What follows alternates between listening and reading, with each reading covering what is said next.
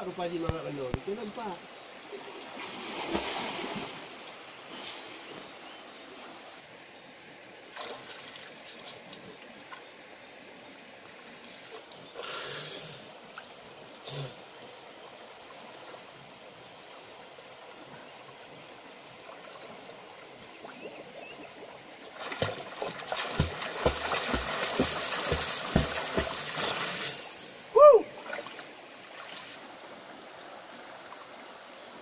Itu shopping yang di daerah yang mengalir keringan lah.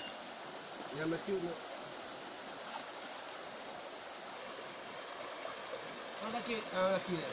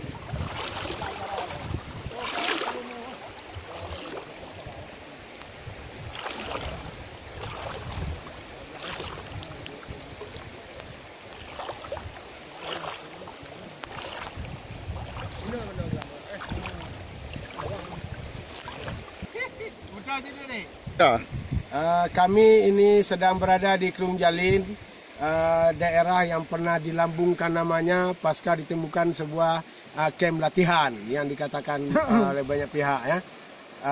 Ini menyimpan 1000 pesona wisata dan Kerung ini menjadi ikon daripada daerah Jalin itu sendiri. Jalin adalah sebuah kampung di Kecamatan Janto, Kabupaten Aceh Besar yang langsung berbatasan dengan daerah kawasan Panca, kemudian juga ke Kemalapidi. Bersama saya, ini adalah salah seorang warga Jalin yang bernama Amir. Amir. Ini teman saya nih sejak kecil ini. Saya rasa nanti juga Amir bisa bicara. Coba bicarakan Amir, siapa nama kecil Jalin? Nama Pak sih Pak Darwin. Ya. Jadi berapa jumlah penduduk Jalin, Pak Amir? Jumlahnya nggak tahu bang. Ada 50 kakak ya. 70 kakak ya. 70 kakak. Ramai orang datang kemari selalu. Kalau hari-hari libur. Kadang-kadang ada, kadang-kadang enggak. Ya. Minggu-minggu kadang ada. Minggu-minggu ya. Ya. Oke, makasih Pak Amir. Ya, sama-sama.